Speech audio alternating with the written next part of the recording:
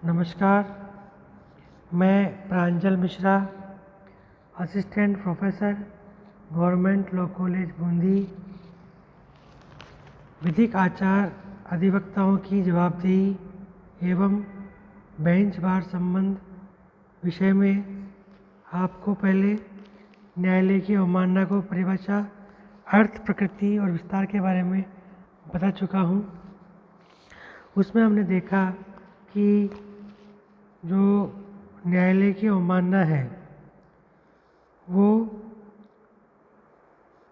न्यायालय की अवमानना अधिनियम 1971 में स्पष्ट परिभाषा नहीं दी गई है और उसको श्रेणीबद्ध किया गया है कि ये जो कार्य हैं वो अवमानना की श्रेणी में आते हैं, जिसमें न्यायालय के प्राधिकार अथवा सत्ता और उसकी गरिमा के विरुद्ध कार्य करते हुए उसकी अवज्ञा अथवा अनानुपालन, न्यायालय के आदेश की जानबूझकर अवज्ञा अथवा अनादर, आचरण जो न्यायालय की सत्ता या प्राधिकार अथवा विधि की प्रशासन के अनादर की प्रवृत्ति रखता हो। तो इस प्रकार हम देखते हैं कि जो न्यायालय की अवमानना है वो एक तरीके से न्यायालय के आदेश हैं उनको नहीं मानना जानबूझकर, या न्यायालय की गरिमा है या न्यायाधीशों की गरिमा है उनको हानि पहुंचाना हो, अथवा विधि के प्रशासन और जो प्राधिकार है उन प्राधिकार को अनादर करने की प्रवृत्ति रखना इसमें शामिल है। इस वीडियो में हम देखेंगे कि जो न्यायालय के अवमान हैं उनके क्या प्रकार हैं और उन दोनों में भेद क्या है। इसके बाद हम उनके अगले वीडियो में विस्तार पूर्वक चर्चा करेंगे कि इनके प्रकारों के जो प्रकारों की जो स्पष्टीकरण कैसे किया जाए। सबसे पहले न्यायालय का अवमान दो प्रकार के होते हैं, एक है सिविल अवमानना, दूसरी है आपराधिक अवमानना। न्यायालय का अवमान अधिनियम 1971 की धारा 2 के अनुसार न्यायालय के अवमान का अर्थ सिविल अवमान अथवा आपराधिक अवमान से है। इस अधिनियम की धारा 2 में सिविल अवमान को परिभाषित किया गया है, कंटेम्प्ट ऑफ कोर्ट को परिभाषित किया गया है। इसके अनुसार सिविल अवमान से तात्पर्य है न्यायालय के किसी निर्णय, डिक्री, आदेश, निर्देश, रिट अथवा अन्य किसी प्रकार की प्रक्रिया का जानबूझकर के की गई अवज्ञा से है, अथवा न्यायालय के दिए गए परिवचन को जानबूझकर उल्लंघन करना है। यानी कि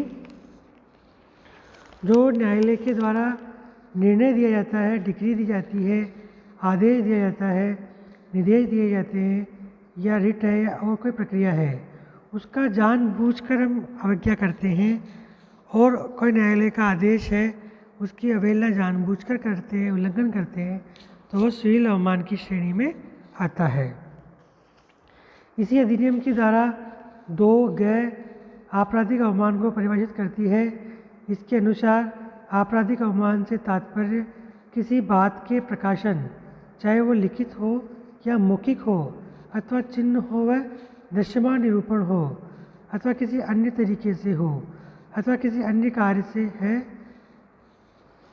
जो कि नंबर 1 किसी न्यायालय को कलंकित करके करने अथवा उसके प्राधिकार या शक्ति को न्यून करता हो अथवा उसकी प्रवृत्ति रखता हो।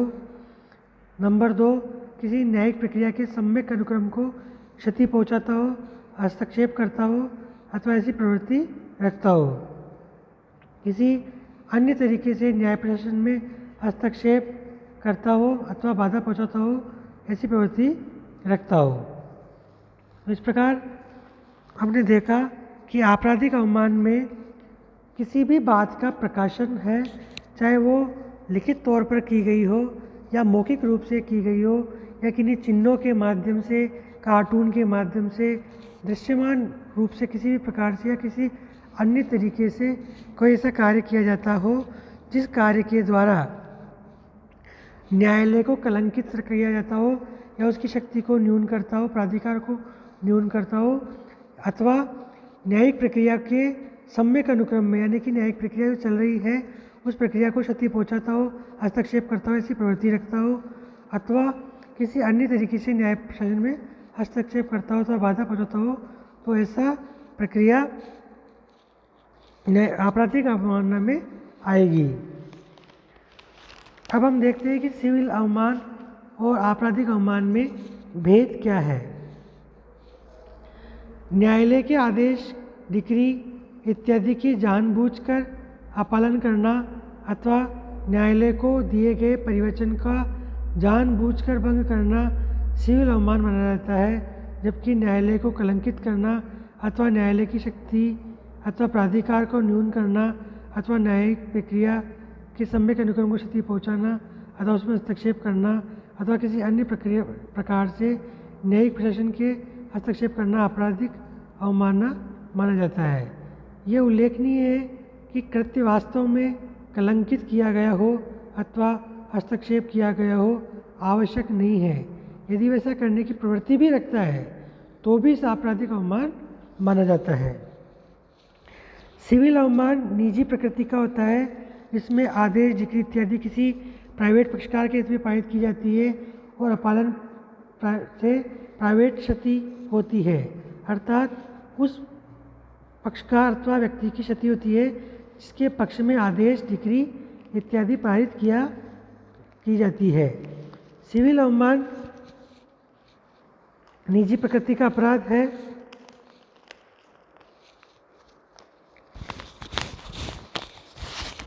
सिविल अवमान निजी प्रकृति का अपराध है। यह नागरिकों के बीच की बात होती है, इसका पक्षकार राज्य नहीं होता। इसके लिए कार्रवाई वादकर्ता के अधिकारों को प्रवर्तित कराने के लिए दिया जाता है। इसकी कार्रवाई की प्रकृति निष्पादन की कार्रवाई के समान होती है।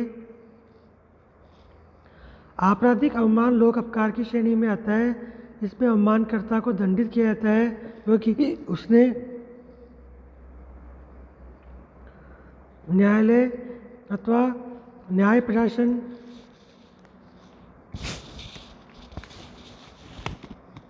के सम्मान को क्षति पहुंचाई है और इसमें जनता का विश्वास न्यून किया है अथवा न्यून करने का प्रयास किया है अथवा न्यायिक प्रक्रिया में बाधा उत्पन्न किया है अथवा करने का प्रयास किया है। न्याय प्रशासन में बाधा डालना अथवा उसमें जनता का विश्वास न्यून करना समाज के अस्तित्व के लिए खतरा है। इस कारण ये अवमान लोक प्रकृति का होता है, इससे लोक क्षति होती है। सिविल अवमान के समान इसमें केवल निजी क्षति अर्थात इसमें पक्षकार के पक्ष में आदेश दिया जाता है, अपालन पर उसमें क्षति नहीं होती। आपराधिक अवमान संपूर्ण न्याय व्यवस्था में जनता का विश्वास न्यून करने के रूप में होता है और इससे लोक क्षति होती है।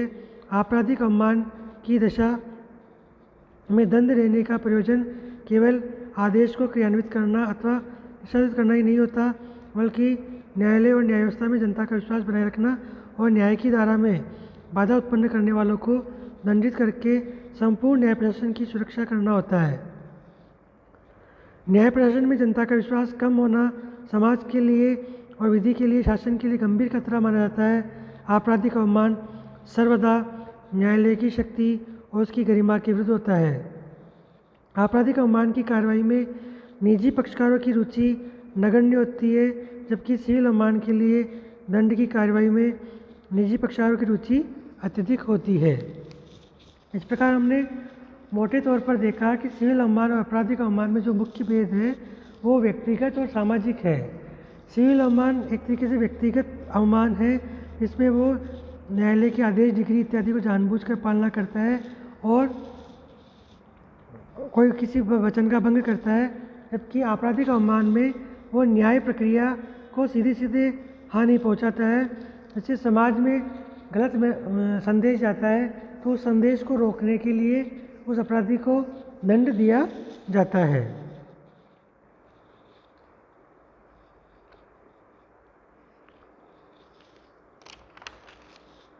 धन्यवाद।